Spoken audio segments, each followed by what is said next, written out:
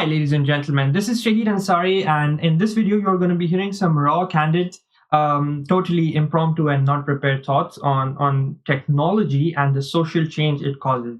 The biggest question we are going to deal in this video, where I will just share my thoughts. I have no idea if that's correct, if that's wrong. It's just how I think about this subject. I will share my screen perhaps on this topic. We are dealing with, does technology cause social change? By the way, this is a part of my assignment at university where the professor wanted to give the students a task on understanding this subject. Uh, I think, of course, right now, if we are living in the world of AI, which is moving super fast, when you think about whether technology is going to cause any change in the society, the answer is totally affirmative. But I think it's not that simple, and it is very multi-layered. So we probably need to think through several layers and decode several layers.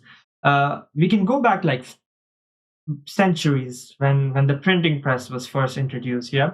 So the first point I have here on my paper is going back to the 15th century. Maybe I can show it here. Yeah.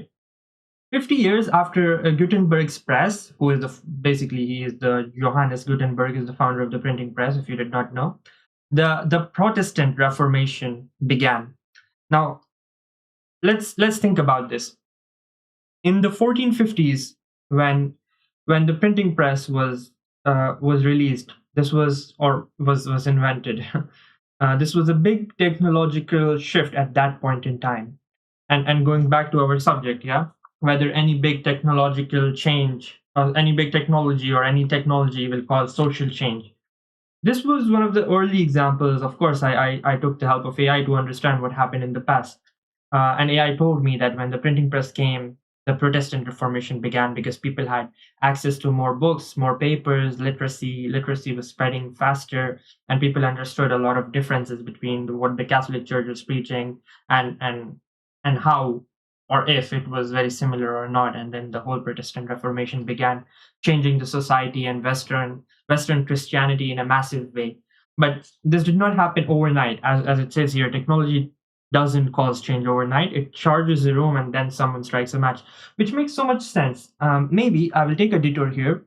And from the 15th century, let's move to the 1990s when the credit cards came. I saw this video very recently on how people reacted when credit cards were invented, when the banks came with this new financial product, and this was also a technological shift, I would say, going from cash to paying in credit card. And this is a great video that I found on the internet, which is called Americans Reacting to Credit Cards in Burger King. So let's watch this video, and then I will share my thoughts on this. Let me see, what will it be? We're here to go. Would you like ketchup on that? Well, Large or small fry? Cash or credit? What? the home of the Whopper is offering cash or credit. I think it's pretty bad if you have to use a credit card when you go to a fast food restaurant for something as little as $3.10. If I use my GM card, I get a 5% rebate. If I eat here long enough, I'll be able to buy a pickup truck. Burger King bosses say workers won't have to figure out how much change the customer gets back. I just hope it doesn't slow things down at the cash and carry, that people are going to be having to call New York and get the confirmation or, whatever it is, because when I want a Whopper, I want it now. Just another way to spend money. I'm sure it'll work for people on vacation when they don't have to do something, but I can't imagine it working on a day-to-day basis here. So far, the smallest credit has been for $2.50, the largest just over 10. Jamie Costello, News Channel 2. So that was quite interesting. Now, when you think about it now, in today's times. This is the way credit cards. In today's times, we don't even think twice about using our credit card. Yeah, it's just embedded in our routines. I don't remember using cash. When was the last time I used cash? Honestly, of course, I mean I remember like literally, but figuratively. I don't. I've traveled to the States and I never took like a US dollar. I had just my like a cash physical US dollar. I had my card Revolut, and that was enough to go to the States. I traveled to France and I never had I never used an ATM machine. I just had my card all along. Of course, we can debate on the merits, demerits of credit cards. We can debate on plastic money, but the question, which is does technology cause societal change? And when we start to explore this question, you naturally, or at least I naturally, move to the answer: yes, totally, technology will cause social change.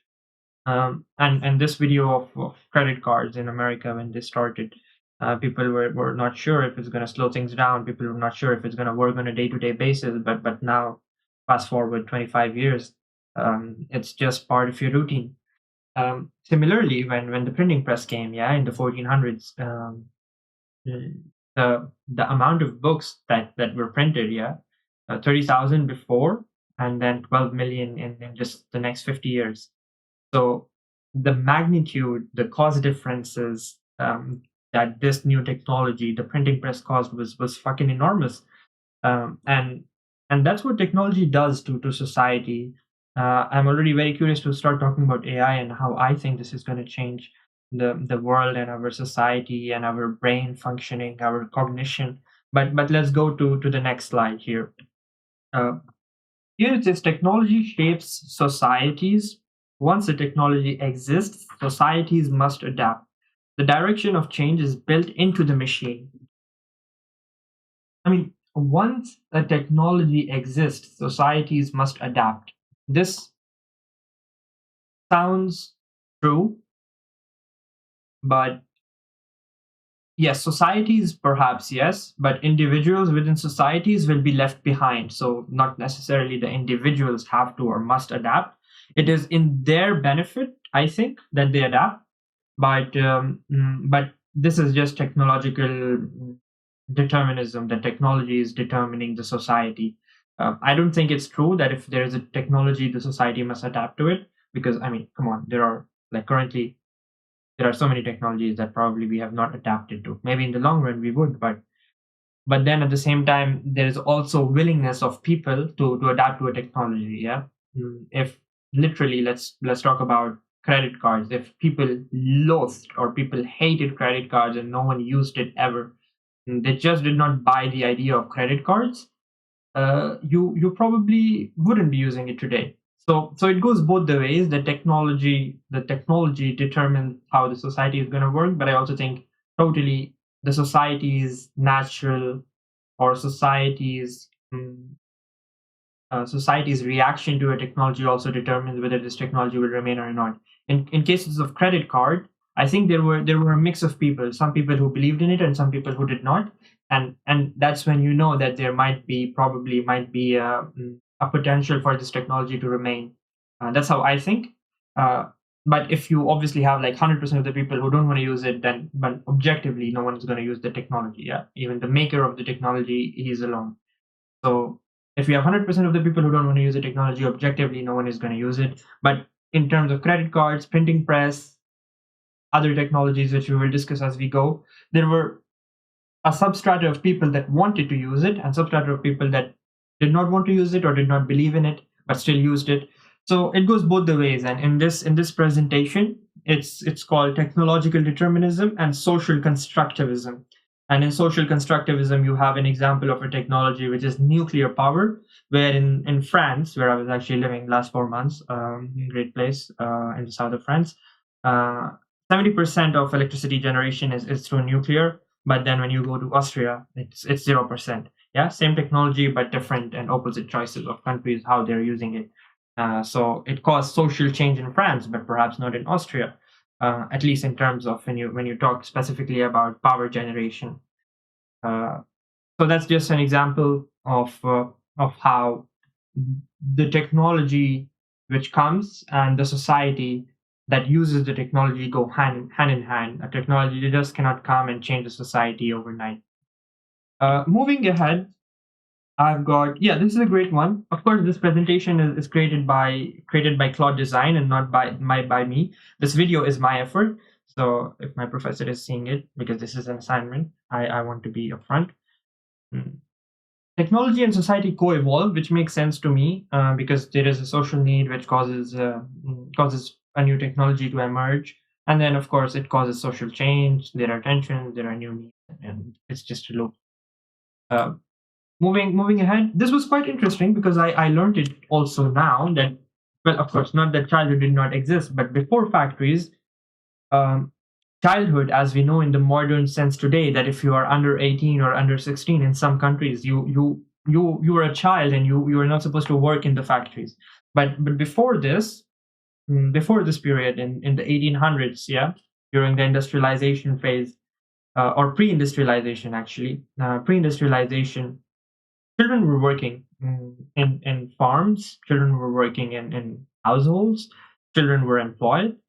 But when the industrialization started, yeah, 1700s, 1800s, that's when this idea, this was a new technology that came, and it actually changed the society in a massive way because factories started employing children, started exploiting children.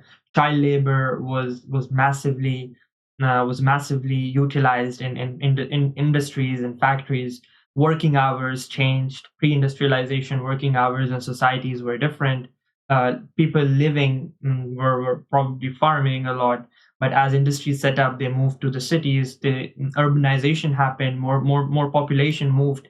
So a lot of things happened when industrialization started. Of course, we are not going to be discussing everything in this video because, first of all, I'm not knowledgeable enough, and second of all, this is just a part of the assignment where I wanted to understand and explain my thoughts on technology and social change.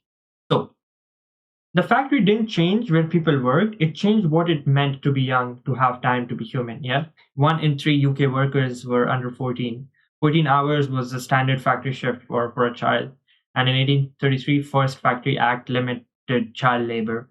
So it was only in the 1830s, and this is, mind you, after industrialization, after a new technology, that it changed society. Yeah, it brought about a change. So definitely Western society has seen it. We are seeing it now in real time.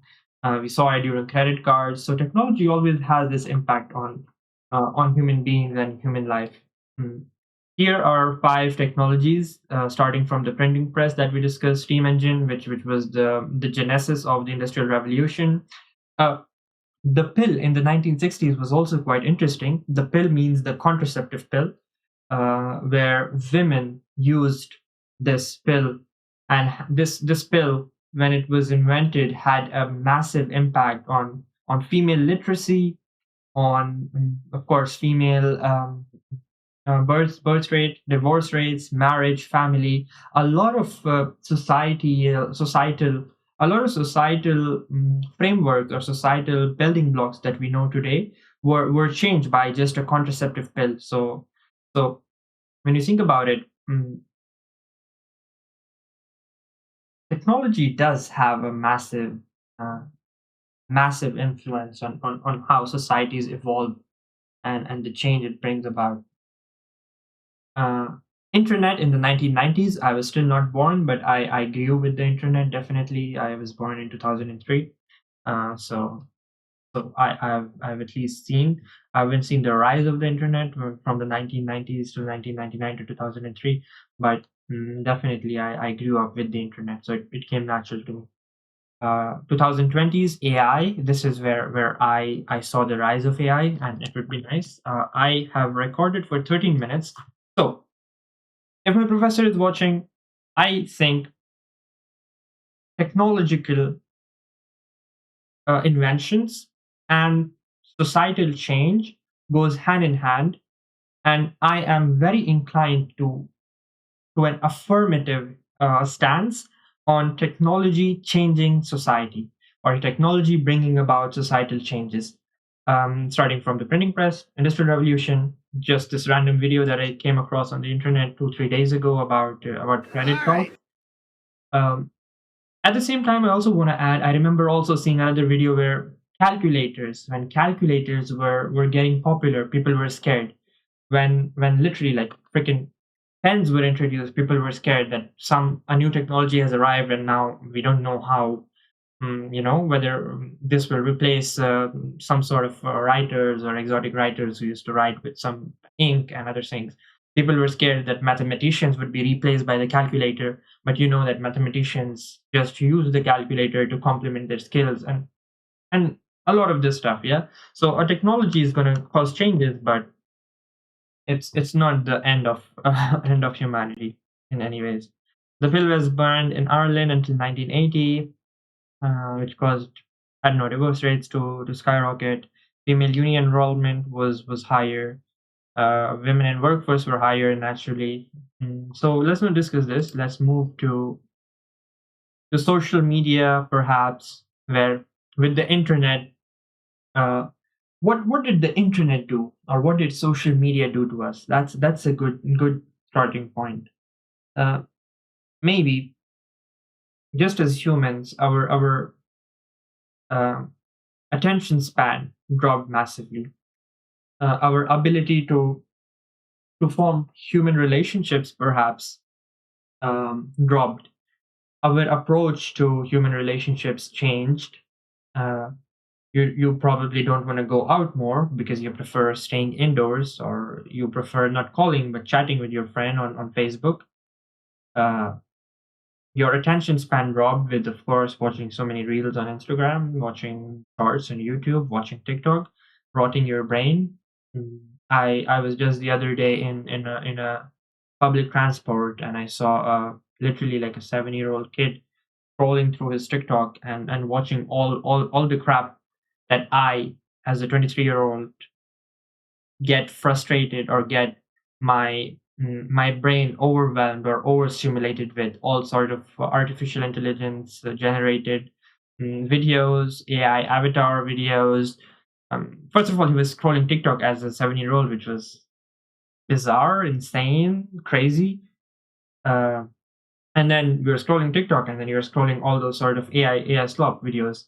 So I just cannot fathom how much his brain would be rotted, or how much overstimulated that child is, and how terrible his attention span would be because of social media. And that's just facts. Yeah, you I don't think there is any mm,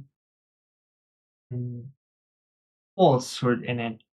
Yeah, as it says here, you are not the customer, you are the product. Yeah, the social media feeds on you. Social media feeds on your behavior. Social media basically is surveilling you all the time. Yeah. So this was a big change caused by technology in society. Yeah. Attention spans and a lot of other factors within human life changed. So what I want to say is, or what I think, and what I agree with, is we have been here before. Me personally, perhaps not as, perhaps not as deeply, or as massively ever before, but we have all been here. Yeah. Uh, this is my first big revolution, seeing the rise of artificial intelligence. It scares me. It excites me massively. I've done a whole different video on. I will probably link it on the info card on this video at this point, where I was talking about my thoughts on artificial intelligence as a 23-year-old.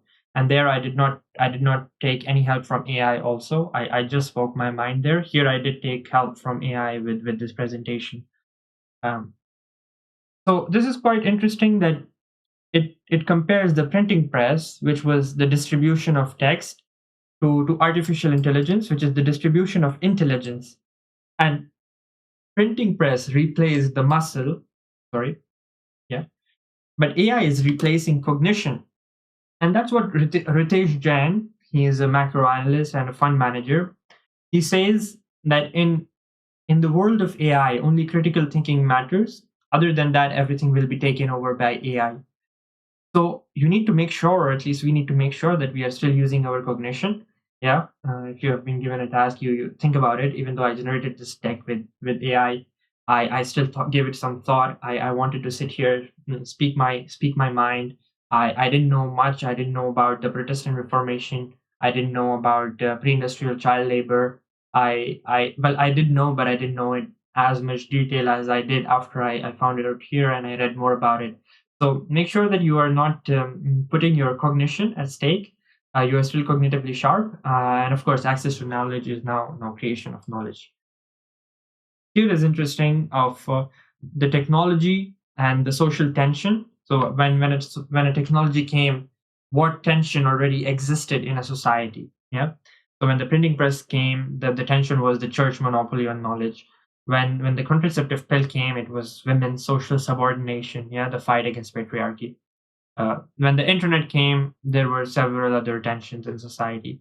So technology comes, it merges with the social tension that already exists in society, and then whoever controls the outcome controls how it looks like.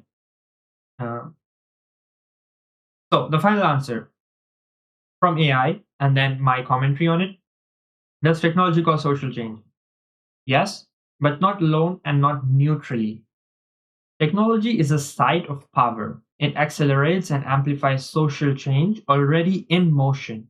The direction is determined by who controls it.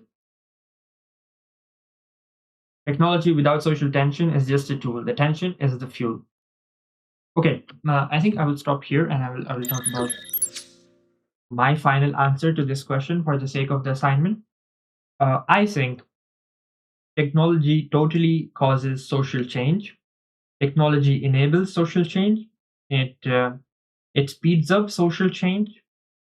It is important for societies to evolve over time. If we were living now same way we were living thousands of years ago, then there would be no evolution. And there has been evolution, there has been change in society, and that is due to several technologies that came along the way. In my opinion, humble opinion, I obviously, we all know that this is not going to stop here. It's not going to stop at artificial intelligence or artificial chatbots. It's going to go further.